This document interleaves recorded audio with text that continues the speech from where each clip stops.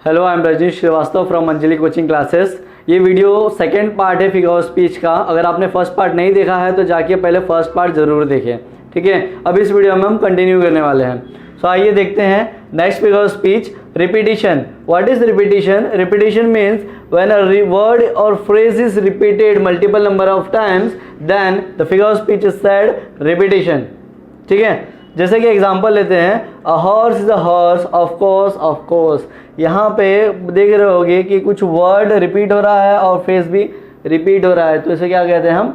Repetition. Simple सा बात है कि अगर वर्ड या फ्रेज बार बार रिपीट हो तो हम उसको क्या बोलेंगे?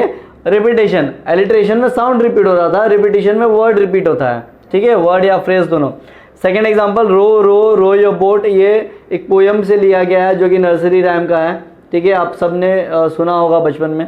तो रो रो रो योर बोट, यहाँ पे रो वर्ड जो है वो मल्टीपल टाइम्स यूज़ किया गया है। Third is I can do it, yes I can do it. यहाँ पे कुछ फ्रेजेस है जो बार बार रिपीट हो रहे हैं, ठीक है। Fourth is my red balloon flies high so high so high. ये भी एक पोयम से लिया गया है नर्सरी राइम के, ठीक है। आप सबने सुना होगा, मोस्ट कॉमनली यूज है। Fifth is if you think you can win then you can win. यहाँ पे भी सेम थिंग है, वर्ड रिपीट हो रहे हैं और फ्रेज रिपीट हो रहे हैं, ठीक है। बहुत ही सिंपल सा बात है, ठीक है। जब भी वर्ड या फ्रेज रिपीट हो तो हम डायरेक्टली उसको रिपीटेशन पे सेलेक्ट कर लेंगे, ठीक है। अब हम देखते हैं नेक्स्ट फिगर ऑफ स्पीच। अब हम न्यू फिगर ऑफ स्पीच देखेंगे, ओनोमेटोपिया, ठीक है। ओनोमेटोपिया रिफर करता है sound of any object, thing या ह्यूमन बीइंग। किसी भी चीज़ का अगर कोई सेंटेंस में साउंड इंडिकेट करता है, एक्सप्रेस करता है, तो अब हम उसको क्या बोलेंगे? ओनोमेटोपिया है, ठीक है। जैसे कि फर्स्ट स्टेटमेंट लें, the birds were chipping on my roof. यहाँ पे जो वर्ड चिरपिंग अंडरलाइन किया हुआ है वो क्या रिफर करता है? साउंड ऑफ बर्ड्स, ठीक है। तो इस स्टेटमेंट को हम बोलते हैं ओनोमेटोपिया, ठीक है। सेकेंड स्टेटमेंट देखते हैं, the students got excited when the school bell rang. यहाँ पे जो रिंग होता है, रैंग से लिखा है, तो जो रिंगिंग करना है वो क्या है? साउंड है, किसका? बेल का। तो again same figure of speech, the plate broke with a bang, ठीक है। बैंग भी एक साउंड है। The lion was roaring in the zoo, roar करना, ठीक है। रोअरिंग क्या है? साउंड है। The man was shouting on the road, shouting, it is a sound, ठीक है। तो जब भी किसी सेंटेंस में कहीं पे ऐसा वर्ड है जो किसी साउंड को एक्सप्रेस करता है तो हम उसे बोलेंगे ओनोमेटोपिया, ठीक है। समझ में आ गई ये बात, ठीक है। अब हम नेक्स्ट फिगर ऑफ स्पीच देखते हैं। अब हम देखेंगे euphemism. What is euphemism? Euphemism are the sentence which contains a sense of politeness.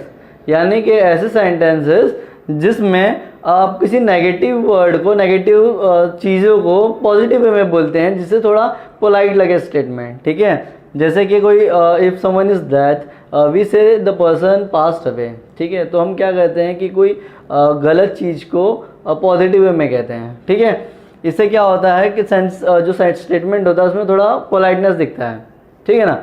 सो जैसे स्टेटमेंट लेते हैं, you are becoming little thin on top, you are becoming little thin on top. ये कब कहते हैं? जब कोई पर्सन बाल्ट हो जाता है तो, ठीक है। सो उसके लिए हम ऐसा पॉजिटिव वे में स्टेटमेंट को इस तरह से कहते हैं, ठीक है। सेकेंड देखते हैं, he is a special child. Special child कब यूज़ किया जाता है? जब कोई फिजिकली चैलेंज्ड हो तो या हैंडीकैप हो तो वैसे बच्चों को हम क्या बोलते हैं? पॉजिटिवली क्या बोलते हैं? He is a special child. Again it is a euphemism, ठीक है। Third statement, uncle George passed away last year. यानी कि अंकल जॉर्ज जो पास्ट अवे यानी कि डेथ, ठीक है। तो the person died last year, तो हम उसको क्या बोल सकते हैं? The uncle George passed away last year. Fourth statement, his father is a big bone. Big bone या means the person is fat, ठीक है। तो अगर हम किसी को डायरेक्टली मोटा बोलेंगे तो उसे बुरा लग सकता है, तो हम क्या बोलेंगे? This father is a big bone person, ठीक है। Fifth is I bought a pre owned vehicle. Pre owned vehicle यानी कि सेकेंड हैंड चीज़ है, ठीक है। सेकेंड हैंड व्हीकल, ठीक है, यानी कि वो यूज़ कर चुका है, तो उसको सेकेंड हैंड नहीं बोलते, क्या बोलते हैं? I bought a pre owned vehicle, ठीक है। तो इस तरह से बहुत बार राइटर्स या पोएट्स क्या करते हैं कि किसी गलत चीज़ को पॉजिटिवली कहते हैं ताकि स्टेटमेंट नेगेटिव वे में ना लगे और उससे कुछ पोलाइटनेस फील हो, ठीक है। तो आपको समझ में आ गया होगा, ठीक है। अब हम नेक्स्ट फिगर ऑफ स्पीच की ओर बढ़ते हैं। अब हम देखेंगे न्यू फिगर ऑफ स्पीच, कायस्मस, ठीक है। कायस्मस क्या होता है? रिवर्स ऑर्डर ऑफ वर्ड्स, यानी कि जो वर्ड एक सिंपल स्टेटमेंट होता है उसी के सेकंड पार्ट में उसी को रीअरेंज करके सेकेंड पार्ट में लिखा जाता है, ठीक है। चाहे वो ग्रामेटिकली उल्टा हो या कोई वर्ड है आगे पीछे हो जाता है तो भी चलेगा, बट एक पार्ट से दूसरा पार्ट उसका रिवर्स होता है, जैसे मिरर फॉर्म में होता है, ठीक है। सिंपल सी बात है समझने के लिए। एग्जाम्पल देखते हैं, थोड़ा और अच्छे से समझ में आ जाएगा।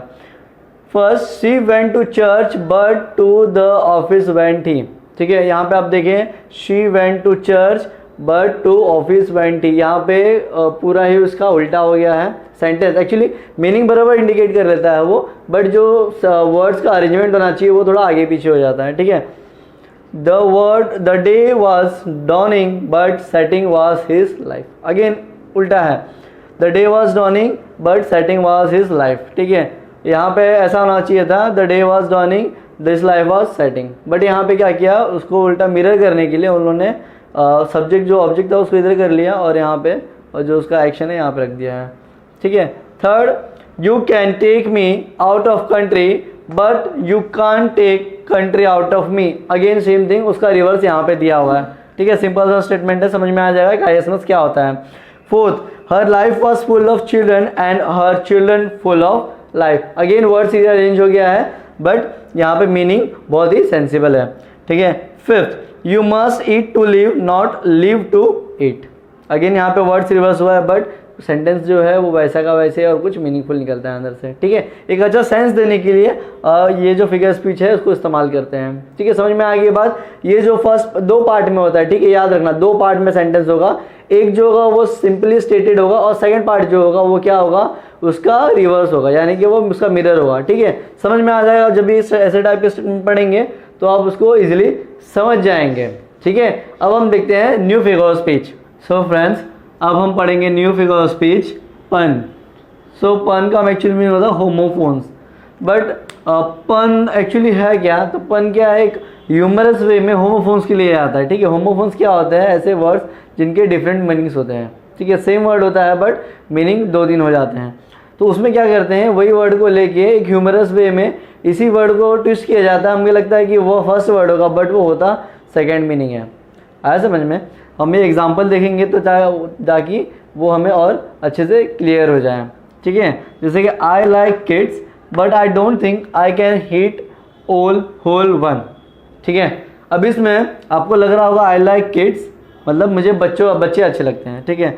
आई don't think I can eat whole, ठीक है। अब आपको ऐसा लग रहा है कि बच्चों को कैसे खा सकता है, बट यहाँ पे किड जो है वो होमोफोन्स है, ठीक है। किड का सेकेंड मीनिंग होता है द बेबी गोट, ठीक है ना, फनी। तो ऐसा लग रहा हो आपको कि हम किड की बात करिए बट यहाँ पे कोई और मीनिंग होता है, ठीक है। तो यही होमोफोन्स कहते हैं और इसे कहते हैं फन, ठीक है। सेकेंड देखते हैं, second example, two worms had a race and ended in a tie, ठीक है। आपको ऐसा लग रहा होगा दो वॉर्म ने रेस किया और लास्ट में टाई हो गया, बट यहाँ पे जो टाई है ये सेकेंड वे है, ठीक है। सेकेंड, इसका मतलब टाई जो आप सोच रहे हो कि इक्वल होता है वो वाला टाई नहीं है, यहाँ पे जो टाई है वो पीस ऑफ क्लोथ होता है, ठीक है। सो यहाँ पे जब दो वॉर्म्स की रेस हुई तो क्या बना, टाई बना, ठीक है। Then third, you were right so I left, यहाँ पे ऐसा लग रहा है यू वेर राइट यानी तुम सही थे तो मैं गलत था, ऐसा होना चाहिए, पर यहाँ पे जो राइट है वो क्या है, वो राइट हैंड साइड है और मैं चला गया लेफ्ट हैंड साइड में, ठीक है। तो अगेन ये पन है, ठीक है। Second meaning, geometry is so pointless. Pointless का मतलब क्या होता है, पॉइंटलेस होता है एक तो मीनिंगलेस होता है, यहाँ पे पॉइंटलेस है, पॉइंट की बात कर रहे हैं, पॉइंट ना हो वो मीनिंग अलग होता है, पॉइंट यानी कि मतलब कुछ मीनिंग ही नहीं निकले ऐसा, ठीक है। तो ज्योमेट्री इज पॉइंटलेस है, यहाँ पे अगेन ये जो वर्ड है इसके दो मीनिंग निकल जाते हैं। Time flies like a arrow, time flies like an arrow, ठीक है। टाइम जो है कैसे चलता है, एरो की तरफ fast. Fruit flies like a banana, अब आपको लग रहा है फ्रूट फ्लाई कैसे करेगा बना के तरह, ठीक है। बट यहाँ पे जो ये है फ्रूट फ्लाइज यानी कि फ्लाइज यानी कि बोलते हैं ना कोई स्मॉल इंसेक्ट फ्लाई है ना, हाउस फ्लाई होता है, वैसे ही फ्रूट फ्लाइज होता है। तो फ्रूट फ्लाई से यहाँ पे जो है वो एक वर्ड है जो इंडिकेट करता है कि उनको बनाना पसंद है, ठीक है। तो ये थोड़ा फन होता है, तो असल में उसका नाम दिया है पन, और वो फन किस में से आता है, होमोफोन्स को लेके उसको ट्विस्ट करके बनाया जाता है, ठीक है। सो आई होप आपको समझ में आ गया होगा। अब हम नेक्स्ट फिगर ऑफ स्पीच पढ़ते हैं। तो फ्रेंड्स, हमारा न्यू फिगर ऑफ स्पीच है एसोनेंस। इसमें क्या होता है, रिपीटिशन ऑफ वोवल्स। ठीक है, यहाँ पे आप जो भी सेंटेंस देखेंगे उसमें आपको हर एक सेंटेंस में, हर एक वर्ड में उसमें कुछ साउंड होगा वोवल्स का जो मल्टीपल टाइम रिपीट होता है, तो उसे हम कहते हैं एसोनेंस। जैसे कि एग्जांपल लेते हैं, the light of fire is a site. यहाँ पे आई आई आई आई, ठीक है, यहाँ पे आई जो है वो जो वोवल है वो मल्टीपल टाइम रिपीट हो रहा है, तो इसको क्या बोलेंगे हम, एसोनेंस। ठीक है, नेक्स्ट एग्जांपल है, go slow over the road. यहाँ पे ओ ओ ओ ओ, यहाँ पे जो साउंड वोवल का ओ है वो बार बार रिपीट हो रहा है, तो वो क्या बोलेंगे हम, assonance. Peter Piper a pack of pickled papers. ठीक है, यहाँ पे दो वोवल रिपीटर है, एक तो आई का और एक ई का। ठीक है, यहाँ पे दो साउंड है ई और आई का, मल्टीपल टाइम रिपीट हो रहा है, तो उसे हम क्या बोलेंगे, एसोनेंस। फोर्थ एग्जांपल है, सैली सेल्स सी शेल्स बिसाइड सी शोर। यहाँ पे ई जो है, ठीक है ना, ई मल्टीपल टाइम रिपीट हो रहा है। ठीक है, यहाँ पे सभी ए जो है वही भी रिपीट हो रहा है। ठीक है, तो ए और ई दोनों ही रिपीट हो रहे हैं, तो ये क्या है, एसोनेंस। नेक्स्ट एग्जांपल है, try as I might the kite did not fly. यहाँ पे आई, यहाँ पे साउंड देखो, ट्राई में भी आई का साउंड होता है, try I might kite did fly. ठीक है, आया समझ में, इसमें डिड में एक बार हम इग्नोर कर सकते, डिड में आई का साउंड उतना ही है, बट ट्राई आई माई, ठीक है, काइट और ये फ्लाई में आई का साउंड बार बार रिपीट हो रहा है, तो हम इसे क्या कहेंगे, एसोनेंस। ठीक है, एसोनेंस एक बार और बता दो, एसोनेंस क्या है, सिंपली जब कोई वोवल या वोवल का साउंड बार बार रिपीट होता हो एक सेंटेंस में, तो हम उसको क्या बोलेंगे, एसोनेंस फिगर ऑफ स्पीच। ठीक, अब हम नेक्स्ट फिगर ऑफ स्पीच की ओर बढ़ते हैं। अब हम देखेंगे climax. What is climax? When things are arranged in ascending order as per their importance, then they are called climax.